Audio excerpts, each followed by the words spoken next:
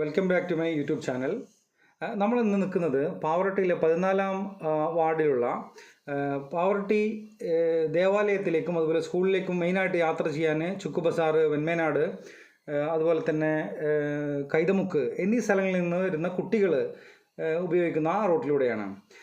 വളരെ രാവിലെ നമുക്കറിയാം, ഒരു 9 മണി 9:30ക്ക് ശേഷമൊക്കെ വളരെയധികം സ്കൂൾ വാഹനങ്ങളും അതുപോലെ തന്നെ സൈക്കിളിലും നടന്നിട്ടും നിരവധി കുട്ടികളാണ് ഈ പറഞ്ഞ വെൺമേനാട് നിന്നും അതുപോലെ തന്നെ കൈതമുക്ക്, അതുപോലെ തന്നെ ചുക്ക് ബസാർ മുതലായ ആ ഭാഗങ്ങളിൽ നിന്ന് അവർക്ക് ഷോർട്ട് കട്ട് എളുപ്പത്തിൽ കടന്നു വരാൻ പറ്റുന്ന ഒരു റോഡാണ് നമുക്ക് ഈ കാണുന്ന 14-ാം വാർഡിലുള്ള റോഡ്. ഈ റോഡിൻ്റെ മറ്റൊരു പ്രത്യേകത എന്ന് പറഞ്ഞാൽ, പാവറട്ടിയിലെ വിശുദ്ധ ഔസേപ്പിതാവിൻ്റെ തീർത്ഥകേന്ദ്രത്തിലേക്ക് നിരവധി വിശ്വാസികളാണ് ഈ ഭാഗങ്ങളിൽ നിന്ന് ഇവിടെ തിങ്ങിത്താമസിക്കുന്ന ക്രിസ്തുമത വിശ്വാസികളായ നിരവധി അമ്മമാരും പ്രായമായ അമ്മമാരിലുണ്ട്. അവരെല്ലാം രാവിലെ തന്നെ പുലർച്ചെ കുർബാനയ്ക്കും മറ്റും എഴുന്നേറ്റ് നടന്നു വരുന്ന ഒരു റോഡെന്ന നിലയിൽ ഇത് വളരെയധികം പ്രാധാന്യം അർഹിക്കുന്ന, പാവറട്ടിയെ സംബന്ധിച്ചിടത്തോളം വളരെയധികം പ്രാധാന്യം അർഹിക്കുന്ന ഒരു റോഡാണ് നമ്മളിപ്പോൾ ഈ കടന്നു പോകുന്ന റോഡ്. ഇവിടെ മെമ്പറെ സംബന്ധിച്ചിടത്തോളം ആളുകൾക്കൊക്കെ നല്ല അഭിപ്രായമാണ്. കാരണം എല്ലാ വിഷയങ്ങൾക്കും, ഇപ്പോൾ കാന വൃത്തിയാക്കാനായാലും റോഡിൻ്റെ മറ്റുള്ള കുഴികൾ അടക്കാനും മറ്റുള്ള കാര്യങ്ങൾക്കൊക്കെ ജനങ്ങളുടെ കാര്യത്തിൽ വളരെ ശ്രദ്ധാലുവായ ഒരാളാണ് 14-ാം വാർഡിലെ മെമ്പർ. അദ്ദേഹത്തിൻ്റെ സുഹൃത്ത് കൂടിയാണ്. അപ്പോൾ ഈ വിഷയത്തിൽ നമ്മളിവിടെ രാഷ്ട്രീയമോ അതല്ലെങ്കിൽ മതമോ ഒഴിച്ച് നമ്മുടെ നാടിൻ്റെ വികസനത്തിന് വേണ്ടിയാണ് സംസാരിക്കുന്നത്. അപ്പോൾ ആ രീതിയിൽ നമ്മളതിനെടുക്കുക. വൈകാരികമായി നമ്മളത് രാഷ്ട്രീയം കലർത്തി അല്ലെങ്കിൽ മതം കലർത്തുമ്പോൾ മാത്രമാണ് നമ്മുടെ നാടിൻ്റെ നന്മ ഉദ്ദേശിച്ച് നമ്മൾ ചെയ്യുന്ന പല വിഷയങ്ങളും നമ്മളത് തെറ്റായ രീതിയിലേക്ക് നിങ്ങളത് ചിന്തിക്കാനായിട്ട് എന്താ പറയുക നയിക്കുന്നത്, തെറ്റായ ചിന്തയിലേക്ക് നിങ്ങളെ നയിക്കുന്നത്. അപ്പോൾ ഈ റോഡ് വെൺമേനാടുക്ക് പോകാനുള്ള മെയിനായിട്ടുള്ള റോഡ് എന്നത് മാത്രമല്ല മറ്റേ ഔസേപ്പിതാവിൻ്റെ തീർത്ഥകേന്ദ്രത്തിലേക്കും പോകുന്നതാണ്.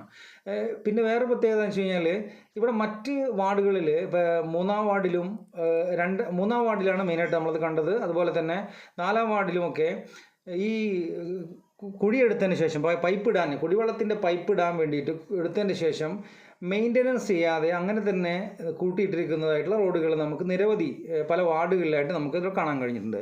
പക്ഷേ ഈ വാർഡിലെ മെമ്പറുടെ പ്രയത്നം മൂലമാണ് ഒരു സൈഡെങ്കിലും അത് ടാർ ചെയ്തിട്ട് ബൈക്കുകളൊക്കെ പോകുന്നത് നിങ്ങൾക്ക് കാണാം. ആ സൈഡിലൂടെ ബൈക്ക് യാത്രക്കാർക്ക് സുഗമമായി സഞ്ചരിക്കാനായിട്ട് സാധിക്കും. പിന്നെ ഫണ്ട് കിട്ടിയാൽ മാത്രമേ അത് എത്ര നല്ല മെമ്പറാണെങ്കിലും അവർക്ക് അത് ജനോപകാരമായ പ്രവർത്തികൾക്ക് വിനിയോഗിക്കാനായിട്ട് കഴിയുകയുള്ളൂ. അപ്പോൾ ഇത് മനപ്പടി ഭാഗത്ത് നിന്നും വന്നിട്ട് നമ്മൾ ആശാരിപ്പടി ആ ഭാഗത്തേക്ക് പോകുന്ന റോഡിൻ്റെ അവസ്ഥയാണ്. ഇത് വളരെ കാലങ്ങളായിട്ട് അത് വളരെ ശോചനീയ അവസ്ഥ എന്ന് പറഞ്ഞു കഴിഞ്ഞാൽ, ആ വാഹനം വരുന്ന പെട്ടി ഓട്ടോറിക്ഷയുടെ അല്ലെങ്കിൽ ഈ പോകുന്ന ബൈക്ക് യാത്രികരുടെ ആ ഒരു വിഷയം കണ്ടാൽ മാത്രം നിങ്ങൾക്കതിൻ്റെ തീവ്രത ബോധ്യപ്പെടും. വളരെയധികം മോശമായിട്ടുള്ള, വളരെ താഴ്ചയുള്ള കുഴികളും ചെളിയും നിറഞ്ഞിട്ടുള്ള ഒരു റോഡാണ്. അത് വളരെ വർഷങ്ങളായിട്ട് ആ റോഡിൻ്റെ അവസ്ഥ അങ്ങനെ തന്നെയാണ്. ഈ റോഡിലൂടെയാണ് നമ്മുടെ പിഞ്ചുമക്കൾ സൈക്കിള് ആയിട്ടും അതുപോലെ തന്നെ നടന്നിട്ടും അത് മറ്റേ സ്കൂൾ ഓട്ടോറിക്ഷയിലും അതുപോലെ തന്നെ വാനിലും വന്നാൽ പോലും വളരെ സുഗമമായൊരു യാത്ര ഒരിക്കലും അവർക്ക് ഈ റോഡിലൂടെ ലഭിക്കുന്നില്ല എന്ന് മാത്രമല്ല, ആ റോഡിലൂടെ പറഞ്ഞയക്കുന്ന രക്ഷിതാക്കളുടെ അവസ്ഥയും വളരെയധികം വിഷമിപ്പിക്കുന്നതാണ്. കാരണം മറ്റു വഴികളൊന്നും ഇല്ലാത്തതുകൊണ്ട് അവർ മനസ്സില്ലാ മനസ്സോടെയാണ് മക്കളെ രാവിലെ ഈ വഴിയിലൂടെ സ്കൂളിലേക്ക് പറഞ്ഞയക്കേണ്ടി വരുന്നത്. അപ്പോൾ അധികാരികളുടെ ശ്രദ്ധയിൽ നമുക്ക് പെടുത്താനുള്ളത്, മറ്റുള്ള വികസന പ്രവർത്തനങ്ങളെല്ലാം അതിനെ നിങ്ങൾ സൈഡിലേക്ക് മാറ്റിവെച്ച് ഈ കുട്ടികൾക്ക് പോകാൻ അല്ലെങ്കിൽ വിശ്വാസികൾക്ക് ദേവാലയത്തിൽ പോകാനായിട്ടെങ്കിലും ഈ പ്രായമായ അമ്മമാർക്കൊക്കെ അവരുടെ ഫണ്ടമെൻ്റൽ റൈറ്റ്സ് ആണ്. അവർക്ക് നമ്മൾ ഭരണഘടന ഒരു പൗരന് നൽകുന്ന ഏറ്റവും വലിയ അവകാശങ്ങളിൽപ്പെട്ട ഒന്നാണ് സഞ്ചാര സ്വാതന്ത്ര്യം.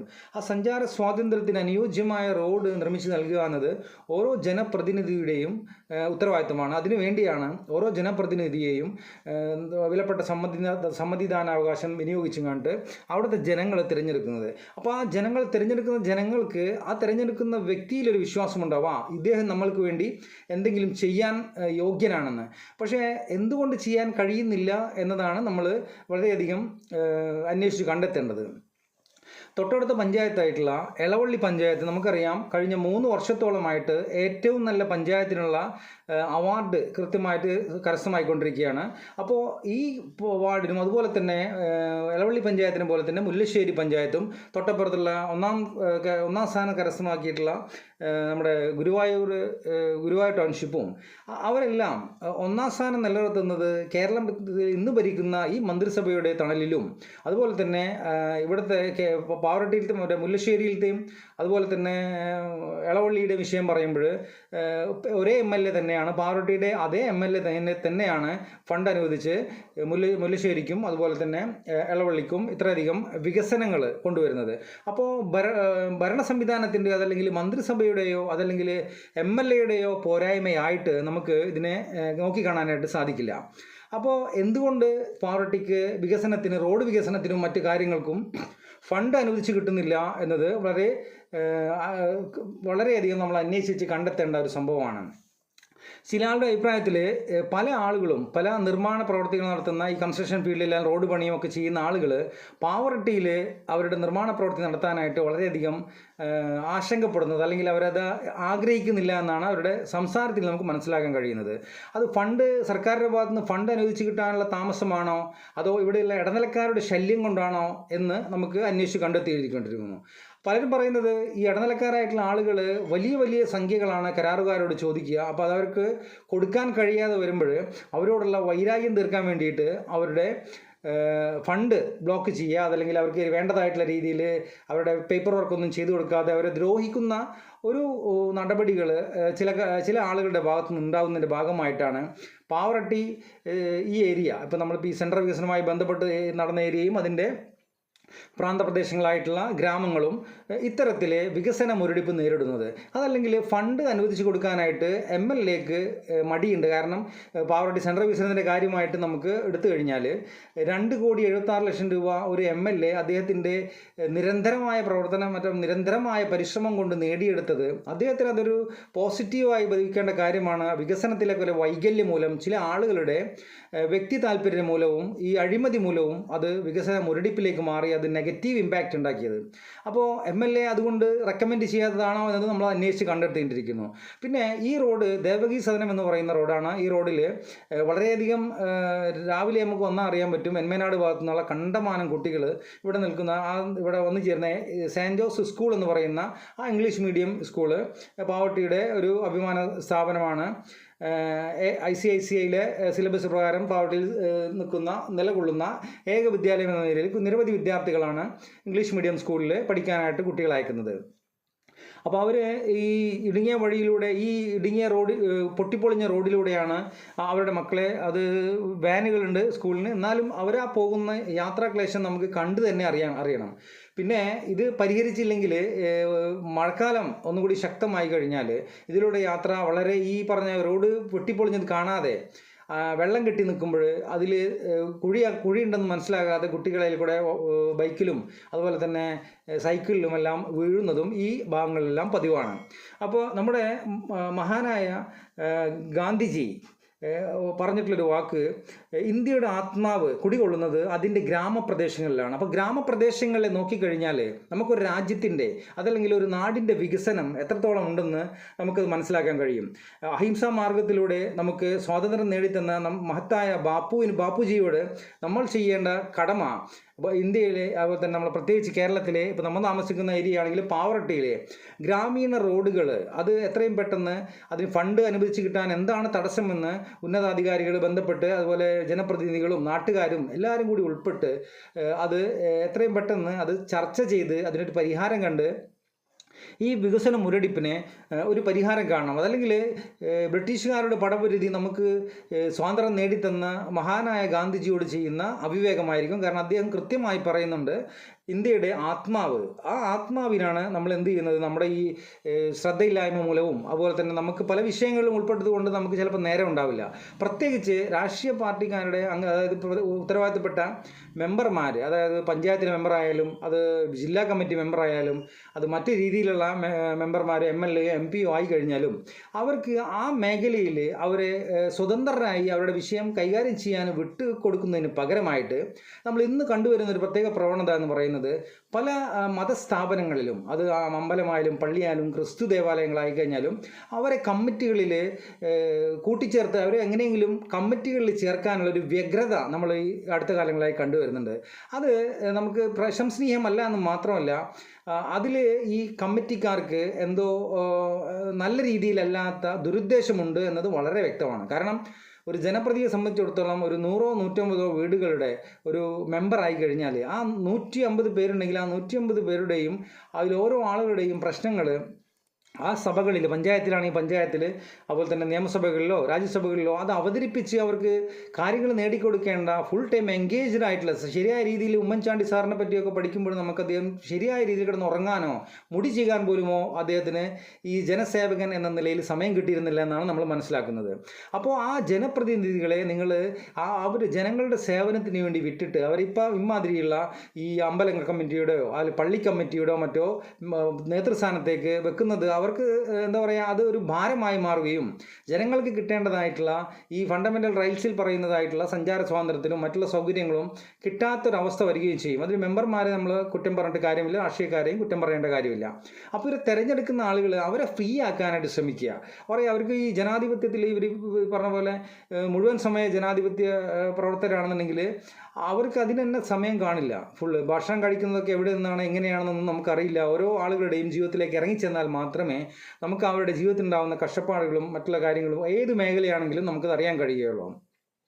പിന്നെ പ്രത്യേകമായിട്ട് പറയാനുള്ള വേറൊരു കാര്യം നമുക്ക് ചൂണ്ടിക്കാണിക്കാനുള്ളത്, ഈ രാഷ്ട്രീയ പാർട്ടികളിലേക്ക് അടുത്തിടെയായിട്ട് കടന്നു വരുന്നത് അടിത്തറയിൽ നിന്ന് വന്നിട്ടുള്ള ആളുകളല്ല എന്നുള്ളതാണ് വളരെ ദൗർബല്യമായിട്ട്, വളരെ ദോഷമായിട്ട് നമ്മൾ കാണേണ്ട ഒരു കാര്യം. അത് ഏത് രാഷ്ട്രീയ പാർട്ടിയാണെങ്കിലും നമ്മളൊരു പ്രത്യേക രാഷ്ട്രീയ പാർട്ടിയെ എയിം ചെയ്ത് പറയുന്നില്ല. അങ്ങനെ നിങ്ങൾ മനസ്സിലാക്കുന്നുണ്ടെങ്കിൽ അത് നിങ്ങളുടെ മാത്രം കുറ്റമാണ്. ഈ പറയുന്നതിൻ്റെ ഉത്തരവാദിത്വം മാത്രമേ എനിക്കുള്ളൂ. നിങ്ങൾ എന്ത് മനസ്സിലാക്കി എന്നതിൻ്റെ ഉത്തരവാദി ഞാനല്ല. അപ്പോൾ ഈ രാഷ്ട്രീയ പ്രവർത്തകർ അത് പണം സമ്പാദിക്കാൻ വേണ്ടിയിട്ട് കടന്നു വരുന്ന ചില ആളുകളാണ് ഇത്തരത്തിൽ ആ രാഷ്ട്രീയ പാർട്ടിയുടെയും അതല്ല നാടിൻ്റെയും നാശത്തിന് കാരണമാകുന്നത്. പാർട്ടിയെ സംബന്ധിച്ചിടത്തോളം ഇരു പാർട്ടികളിലും, അതുപോലെ തന്നെ എല്ലാ പാർട്ടികളിൽ നിന്നും നമുക്ക് പറയാം, സമൂഹത്തിൽ കുറച്ച് ഗുണ്ട അല്ലെങ്കിൽ ക്രിമിനൽ പശ്ചാത്തലമുള്ള ആളുകളും അതുപോലെ തന്നെ ഈ ബ്രോക്കർമാരും അങ്ങനെയുള്ള ആളുകളാണ് പെട്ടെന്ന് തന്നെ ഈ പാർട്ടിയിലേക്ക് ഒരു സ്ഥാനമാനങ്ങൾ കിട്ടിയിട്ട് കയറി വരുന്നത്. അപ്പോൾ എന്താ സംഭവിക്കുക എന്ന് കരുതിയാൽ, പഴയ ആശയപരമായിട്ട് പഴയ രീതിയിൽ അടിത്തട്ടിൽ നിന്ന് ഈ ചുമരെഴുതിയും അതുപോലെ തന്നെ പോസ്റ്റർ ഒട്ടിച്ചും അതുപോലെ തന്നെ കൊടി പിടിച്ചും നിരവധി പ്രഹരങ്ങൾ, മറ്റേ അടിപിടിയും പോലീസുകാരിൽ നിന്നൊക്കെ അടി കിട്ടിയിട്ട് വളർന്നു വരേണ്ട ഒരാളുടെ മുകളിലേക്ക് വേറെ ഒരാളെ പ്രതിഷ്ഠിക്കുമ്പോൾ സ്വാഭാവികമായിട്ട് ആ താഴെത്തട്ടിലുള്ള പ്രവർത്തകരുടെ മനസ്സിനെ അത് വേദനിപ്പിക്കുക തന്നെ ചെയ്യും. അപ്പോൾ അതുകൊണ്ടാണ് പല പാർട്ടികളിൽ നിന്നും ആളുകൾ മാറി നിൽക്കുന്ന ഒരു സവിശേഷത ഉണ്ടാകുന്നത്. അപ്പോൾ അത് മാഷുമാരും അതുപോലെ തന്നെ റിട്ടയർമെൻറ്റ് കഴിഞ്ഞിട്ടുള്ള ആളുകളാണ് കൂടുതലും ഈ ഫീൽഡിലേക്ക്. അപ്പോൾ റിട്ടയർമെൻറ്റ് ലൈഫിൽ അവരുടെ ജീവിതം ആസ്വദിക്കേണ്ട സമയമാണ് ശരിക്ക്. ഒരു അധ്യാപകൻ എന്ന നിലയിൽ ആ മുഴുവൻ സമയം ആ റൊട്ടീൻ, അവരുടെ ആ വിദ്യാഭ്യാസ ഇതിൻ്റെ സമയത്തുള്ള ആ റൊട്ടീൻ കഴിഞ്ഞാൽ അവർ മാനസികമായി എൻ്റർടൈൻ ചെയ്യേണ്ട സമയത്താണ് അവരെ നിർബന്ധിതമായിട്ട് ഇത്തരത്തിലുള്ള രാഷ്ട്രീയ പാർട്ടികൾ അവർ വോട്ട് കിട്ടാൻ വേണ്ടിയിട്ടായിരിക്കും അത്തരത്തിൽ ഇതാക്കുന്നത്. അത് അവർക്ക് മാത്രമല്ല, അത് ജനങ്ങൾക്കും ദോഷകരമായി ഭവിക്കുകയാണ് ഉണ്ടാകുന്നത്. അപ്പോൾ ഇത്തരത്തിൽ ഈ പാരമ്പര്യമില്ലാത്ത, അതായത് അടിത്തട്ടിൽ നിന്ന് വളർന്നു വരാത്ത രാഷ്ട്രീയ പ്രവർത്തകരുടെ ചില പ്രവർത്തനം മൂലമാണ് മിക്കവാറും പാർട്ടികൾ ആരോപണത്തിൻ്റെ മുൾമുനയിൽ വരുന്നതും അതുപോലെ തന്നെ ജനങ്ങൾക്ക് കിട്ടേണ്ട, അവർക്കറിയില്ല അതിൻ്റെ രാഷ്ട്രീയം, അവർക്ക് വല്ലാതെ വശമില്ലാത്തത് കൊണ്ട് അവർക്ക് ജനങ്ങൾക്ക് എന്താണ് ചെയ്യേണ്ടത്, മുഴുവൻ സമയ രാഷ്ട്രീയ പ്രവർത്തകനും ചെറുപ്പം മുതലേ കണ്ടു വളർന്ന ആളുകൾക്ക് മാത്രമേ ഈ മേഖലയിൽ ജനങ്ങൾക്ക് എന്താണ് ജനങ്ങളുടെ ആവശ്യം എന്ന് മനസ്സിലാക്കിയിട്ട് ജനങ്ങൾക്ക് വേണ്ടിയിട്ട് സംസാരിക്കാൻ അവൻ്റെ നാവ് ഉയരുകയും ജനങ്ങൾക്ക് വേണ്ടി പ്രവർത്തിക്കാൻ അവൻ്റെ കരങ്ങൾ ഉയരുകയും ചെയ്യുകയുള്ളൂ. അപ്പോൾ ഇത്തരത്തിൽ നമുക്ക് ഗ്രാമങ്ങളുടെ വികസനത്തിന് പ്രധാനമായിട്ടുള്ള റോഡിൻ്റെ ശോചനീയ അവസ്ഥ എന്താണെന്ന് കണ്ടെത്തേണ്ടതാണ് വളരെ അത്യാവശ്യമായിട്ടുള്ളത്. കൂടാതെ ഇപ്പോൾ മിക്കവാറും റോഡുകളുടെ സൈഡിലെല്ലാം അത് പൊട്ടിച്ചു പോയിട്ടുള്ളത്, അത് വികസനം വരുമ്പോഴെപ്പോഴും നമ്മൾ ചില കാര്യങ്ങളെല്ലാം കോംപ്രമൈസ് ചെയ്യാം. അപ്പോൾ നമ്മൾ വീടുണ്ടാക്കുകയാണെങ്കിൽ ആ വീടുണ്ടാക്കുമ്പോൾ നമ്മൾ ഒരുപാട് ഈ പൊടിയും സിമെൻറ്റിൻ്റെ പൊടിയും മറ്റുമൊക്കെ നമ്മൾ ഒരുപാട് അനുഭവിക്കേണ്ടി വരുന്നുണ്ട്. പക്ഷേ അത് ആ നിർമ്മാണ ഘട്ടത്തിൽ ആ നിർമ്മാണ പ്രവൃത്തിയുടെ സമയത്ത് വരുന്ന ചില ഇതാണ്. അപ്പോൾ അത് കഴിഞ്ഞാൽ പിന്നെ നിർമ്മാണ പ്രവൃത്തി കഴിഞ്ഞ് വീടിൻ്റെ വർക്കെല്ലാം കഴിഞ്ഞ് കഴിഞ്ഞാൽ നമുക്ക് ആ സാറ്റിസ്ഫാക്ഷൻ, അതിൻ്റെ പണി കഴിഞ്ഞ് കഴിഞ്ഞാൽ നമുക്ക് ഉണ്ടാകുന്ന സന്തോഷമാണ് അത്, അതിൽ നിന്ന് കിട്ടുന്ന ഏറ്റവും വലിയ ഇത്. പക്ഷേ ഈ റോഡിൻ്റെ പ്രവർത്തനത്തിൽ ഈ പൊടിയും എല്ലാം സഹിച്ച് അവസാനം ഇതെല്ലാം കഴിഞ്ഞ് കഴിഞ്ഞാൽ റോഡ് ട്രാഫിക് ബ്ലോക്കും, അതുപോലെ തന്നെ പാവർട്ടി സെൻട്രൽ മോഡൽ വികസനം ചെയ്തതുപോലെ ഒരു വർഷത്തോളമാണ് നമ്മൾ പാവർട്ടി സെൻട്രൽ വികസനവുമായി ബന്ധപ്പെട്ട് വ്യാപാരികളും അതിലൂടെ യാത്ര ചെയ്യുന്ന കുട്ടികളും അമ്മമാരുമെല്ലാം പൊടിശല്യം മൂലം നമ്മൾ പൊടിശല്യം അനുഭവിച്ചത്. അതിനെതിരായിട്ട് ഇവിടുത്തെ വ്യാപാരി വ്യവസായിൽപ്പെട്ടുള്ള ഒരു സംഘടന ഒരു പ്രതിഷേധം നടത്തിയതിൻ്റെ ഭാഗമായിട്ടാണ് അവിടെ പെട്ടെന്ന് തന്നെ നിർമ്മാണ പ്രവൃത്തി, അത് ഓപ്പോസിറ്റ് ഇമ്പാക്റ്റ് ഉണ്ട്. കാരണം വെച്ചാൽ അവിടെ അത് കേസ് നടക്കുന്ന വിഷയമാണ്. അപ്പോൾ ആ കേസിന് തീരുമാനമാവുന്നതിന് മുമ്പേ കരാറുകാരന് ഉപയോഗപ്പെടുന്ന രീതിയിൽ, അത് സഹായിക്കുന്ന രീതിയിലാണ്, അത് അറിയാതെയോ അറിഞ്ഞോ അതങ്ങനെയാണ് ആ പൊടി ശല്യത്തിനെതിരെയുള്ള സമരം ഭവിച്ചത്.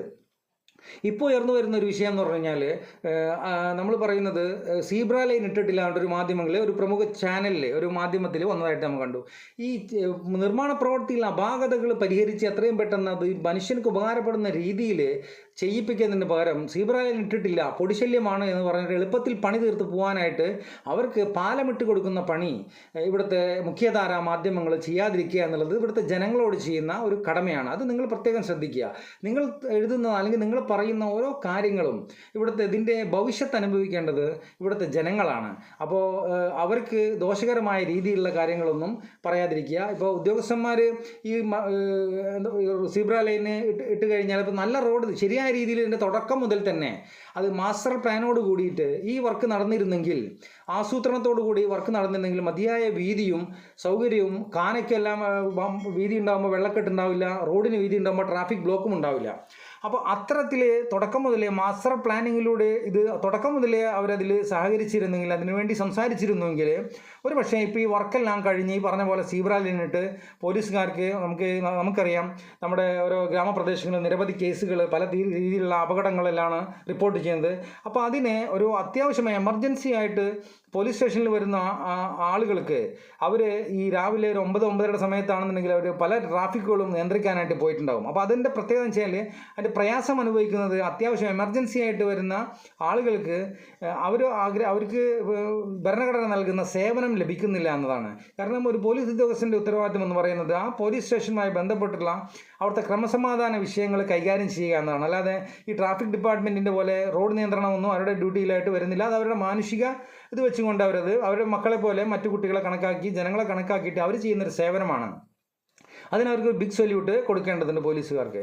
അപ്പോൾ ഇത്തരത്തിൽ മാസ്റ്റർ പ്ലാനോട് കൂടി ഒരു വികസനം നടന്നു കഴിഞ്ഞാൽ, അപ്പോൾ ഈ പറഞ്ഞ രക്ഷിതാക്കൾക്ക് സ്വസ്ഥമായിട്ട് വീട്ടിലിരിക്കാനും അധ്യാപകർക്ക് പഠന സമയത്തിന് ശേഷം റോഡ് നിയന്ത്രിക്കാൻ വരേണ്ടതായിട്ടോ അതല്ലെങ്കിൽ ക്രമസമാധാനം പാലിക്കേണ്ട പോലീസ് ഉദ്യോഗസ്ഥന്മാർക്ക് സ്റ്റേഷനിലിരിക്കാതെ ഈ പൊരിവെയിലത്ത് റോഡിൽ വന്ന് നിൽക്കേണ്ടതായിട്ടുള്ള ആവശ്യം വരില്ല. അപ്പോൾ നമ്മൾ എന്ത് കാര്യത്തിന് നമ്മൾ ആസൂത്രണത്തോടെ ചെയ്ത് അതിനൊരു മാസ്റ്റർ പ്ലാൻ തയ്യാറാക്കി അത് ആരാണോ അഭിപ്രായം പറയുന്നത് ആ അഭിപ്രായത്തിൽ നന്മയുണ്ടോ എന്ന് ചിന്തിച്ച് അത് ഓപ്പോസിറ്റ് പാർട്ടിക്കാരനാണ് മറ്റ് മതക്കാരനാണെന്നൊന്നും നോക്കാതെ അത് നല്ല കാര്യം ആര് പറഞ്ഞാൽ അത് ഉൾക്കൊള്ളാനുള്ള കഴിവാണ് ഒരു മനുഷ്യൻ്റെ ഏറ്റവും വലിയ യോഗ്യതയായിട്ട് നമുക്ക് മനസ്സിലാക്കേണ്ടത്. അത് ചെറിയവനോ വലിയവനോ എന്നല്ല, ഒരു അഭിപ്രായം പറയുമ്പോൾ അത് പോസിറ്റീവായിട്ട് അതിൽ കാര്യമുണ്ടെന്ന് മനസ്സിലാക്കിയിട്ട് അത് അത് ശരിയാക്കാനായിട്ടാണ് നോക്കേണ്ടത്. അപ്പോൾ ഇവിടെ നിന്ന് നിങ്ങൾക്ക് കാണാം വികസനത്തിൻ്റെ ഒരു മാതൃക. നമുക്ക് തൊട്ടടുത്തുള്ള റോഡ് നമുക്ക് അടുത്തതിൽ കാണിക്കാം. അപ്പോൾ ഈ റോഡ് നമ്മുടെ മഠത്തിൻ്റെ റോഡ്, ഈ റോഡിൻ്റെ അവിടെ നിന്ന് വീതി കൂട്ടിയിട്ടുള്ള റോഡിൻ്റെ അവിടെ നിന്നുള്ള സെൻറ്റ് ജോസഫ് റോഡാണെന്ന് തോന്നുന്നു. ആ റോഡിലൂടെയാണ് നമ്മളിപ്പോൾ പോകുന്നത്. ഇവിടെ ഒരു സ്കൂളുണ്ട്, ചെറിയ ഇംഗ്ലീഷ് മീഡിയം സ്കൂള്. ആ സ്കൂളിലേക്ക് വരുന്ന റോഡ് അടിപൊളി റോഡാണ്. നമുക്കത് ഇതിൻ്റെ ശേഷം നമുക്കത് റിവീൽ ചെയ്യുന്നതായിരിക്കും, കാണിക്കുന്നതായിരിക്കും. അപ്പോൾ ഈ അവിടുന്ന് പോകുന്ന റോഡിൻ്റെ അവസ്ഥയാണ് നമ്മൾ കാണുന്നത്. വളരെ ശോചനീയമെന്ന് മാത്രമല്ല, ഒരു കാറിലോ ഓട്ടോറിക്ഷയിലോ ബൈക്കിലോ ഈ വഴി പോകുക എന്നത് വളരെ അപകടം പിടിച്ചൊരു കാര്യമാണ്. കാരണം അത് തെന്നി വീണ് തല വല്ല കല്ലിലോ മറ്റോ ഇടിച്ചു കഴിഞ്ഞാൽ അത് ആരെങ്കിലും കണ്ടില്ല എങ്കിൽ ബ്ലീഡിങ് വഴി വലിയ അപകടമാണ് ഉണ്ടാവാൻ സാധ്യതയുള്ളത്. അപ്പോൾ റോഡുകൾ ഇതായി കഴിഞ്ഞാൽ മറ്റ് മാറി മലപ്പുറത്തേക്കോ അതല്ലെങ്കിൽ കോട്ടയം ഭാഗങ്ങളിലേക്കോ ഒക്കെ പോകുമ്പോൾ അവിടുത്തെ ഗ്രാമങ്ങളിലെ റോഡുകൾ നമ്മളെ ത്രസിപ്പിക്കുന്ന രീതിയിലുള്ള റോഡാണ്. അപ്പോൾ ഞാൻ ഇപ്പോൾ ഈ വീഡിയോ പിടിപ്പിക്കാനായിട്ട് നടന്ന സമയത്ത് തന്നെ ഒരു ചേച്ചി പറഞ്ഞത് പുന്നയൂർക്കുളം പഞ്ചായത്തിലാണ് ഞാൻ ആദ്യമായിട്ടാണ് ഇത്തരം മോശപ്പെട്ട റോഡ് ഇവിടെ പാവട്ടി കണ്ടത്, അവിടെയൊക്കെ അടിപൊളി റോഡാണെന്നാണ് ആ ചേച്ചിയുടെ വ്യക്തിപരമായ അഭിപ്രായം പറഞ്ഞത്.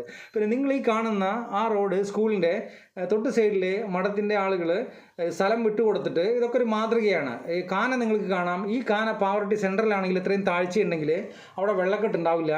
വളരെ താഴ്ചയിൽ നല്ല രീതിയിലുള്ള ഒരു വികസന പ്രവർത്തനമാണ് ഇവിടെ നിന്ന് നിങ്ങൾക്ക് കാണാൻ കഴിയുന്നത്. അത് ചെറിയ റോഡാണെങ്കിൽ പോലും അതിനെ നല്ല വീതിയിൽ ഉണ്ടാക്കിയിട്ട് കാനയെല്ലാം നല്ല വീതിയിലും താഴ്ചയിലും വെള്ളം കടന്നു പോകാവുന്ന രീതിയിൽ ഇത്തരത്തിലാണ് റോഡുകളുടെ മാസ്റ്റർ പ്ലാൻ തയ്യാറാക്കേണ്ടത്. അത് നിങ്ങൾക്ക് എല്ലാവർക്കും ആ വിഷയത്തിൽ ഗ്രാഹ്യമുണ്ടാവണമെന്ന് നിർബന്ധമൊന്നുമില്ല. കാരണം എല്ലാവരും ഈ എഞ്ചിനീയറിംഗ് പഠിച്ചിട്ടൊന്നുമല്ല ഈ വിഷയത്തിലേക്ക് മെമ്പർമാരാവുന്നതോ അതല്ലെങ്കിൽ ഈ കാര്യങ്ങൾ റോഡുകളുടെ കാര്യങ്ങളിലെല്ലാം ഇൻസ്ട്രക്ഷൻ കൊടുക്കുന്നതൊന്നും ആ മേഖലയിലുള്ള നിങ്ങളുടെ നൈപുണ്യം ഉപയോഗിച്ചിട്ടൊന്നുമല്ല. അപ്പോൾ നിങ്ങൾക്ക് അറിയാത്ത വിഷയങ്ങൾ എക്സ്പീരിയൻസ്ഡ് ആയിട്ടുള്ള, അപ്പോൾ നിങ്ങളുടെ ഓപ്പോസിറ്റ് ആണെങ്കിൽ പോലും എക്സ്പീരിയൻസ്ഡ് ആയിട്ടുള്ള നിങ്ങളുടെ മെമ്പർമാരോ അതല്ലെങ്കിൽ മറ്റ് പ്രതിനിധികളോടോ സംസാരിച്ച് അതിൽ നിന്ന് പോരായ്മകളെല്ലാം പരിഹരിച്ചിട്ട് നിങ്ങളത് ചെയ്യുമ്പോൾ ഒരു വട്ടമേ നിങ്ങൾക്കത് ചെയ്യേണ്ടതായിട്ട് വരുള്ളൂ. പാവറട്ടിയിലെ സെൻട്രലിലെ വെള്ളക്കെട്ട് ഒഴിവാക്കാനായിട്ട് ആ പൂച്ചേരി തോട് അതിൻ്റെ കൈവഴികളിലൂടെ പോകുന്നുള്ള തടസ്സങ്ങളെല്ലാം നീക്കിയിട്ട് എളുപ്പത്തിൽ അത് വെള്ളത്തിന് കടന്നു പോകുന്ന രീതിയിലാക്കി കഴിഞ്ഞാൽ സെൻട്രലിലെ വെള്ളക്കെട്ടിനും ഒക്കെ പരിഹാരമാവും. അതുപോലെ തന്നെ റോഡ് വീതി കൂട്ടിക്കഴിഞ്ഞാൽ ട്രാഫിക് ബ്ലോക്കിനും ഒരു പരിഹാരമാവും. അതോടൊപ്പം നമ്മളിപ്പോൾ അവസാനിപ്പിക്കുന്നതിന് മുമ്പായിട്ട് അവിടെ ഒരു 14-ാം വാർഡിലെ ഒരു താമസക്കാരനായിട്ടുള്ള ഒരു ആളുടെ അദ്ദേഹം നാട്ടുകാർക്ക് വേണ്ടിയാണ് സംസാരിക്കുന്നതിൽ നിങ്ങൾ രാഷ്ട്രീയമോ മറ്റൊന്നും കാണണ്ട. അദ്ദേഹത്തിൻ്റെ വാക്കുകൾ കേട്ടുകൊണ്ട് നമുക്ക് ഇന്നത്തെ ഈ പരിപാടി നമുക്കിവിടെ വൈൻഡപ്പ് ചെയ്യാം. അദ്ദേഹത്തിൻ്റെ വാക്കുകളിലേക്ക് നമുക്കൊന്ന് കണ്ണോടിക്കാം. ഈ റോഡിന്റെ വിശേഷം ഞങ്ങൾ കുറെ കാലമായി ആഗ്രഹിക്കുന്നതാണ്. ഈ റോഡ് കണ്ടില്ലേ, എത്ര കുട്ടികൾ ഇവിടെ വീട് ഞാൻ നേരിട്ട് കണ്ടതാ. സ്കൂട്ടറുമ്മ ടീച്ചർമാർ വരും. കഴിഞ്ഞ ആഴ്ചയിലുണ്ടായി ഒരു പെൺകുട്ടി സ്കൂട്ടറുമ്മ വന്ന് കെട്ടിമറിഞ്ഞു വീണു. കാരണം കുണ്ടാണ്, വെള്ളം കെട്ടി നിൽക്കുക. ഞങ്ങൾക്ക് വിഷമമുണ്ട്. എങ്ങനെയെങ്കിലും ഗവൺമെന്റിന്റെ പഞ്ചായത്തൊന്ന് കണ്ണു തുറന്നാൽ നല്ലതാണെന്ന് ഞങ്ങൾ വ്യക്തിപരമായിട്ട് അഭിപ്രായം. ഞാൻ എല്ലാവർക്കും വേണ്ടി പറയുകയാണ്, എന്തിനും എത്ര വേഗം അടിയന്തരമായി ഇതൊന്ന് ചെയ്തു തരണമെന്ന് അഭ്യർത്ഥിക്കുകയാണ്. അത്ര മോശമാണ് ഞങ്ങൾക്ക് ഈ റോഡ്. ഞങ്ങൾ പള്ളിയിലെ കുർബാനയ്ക്ക് വരും വയസ്സായവര്, അവരൊക്കെ വരുമ്പോൾ എത്ര ബുദ്ധിമുട്ടാണ് വരുന്നതെന്നറിയോ. ഒന്ന് ശ്രദ്ധിക്കുക.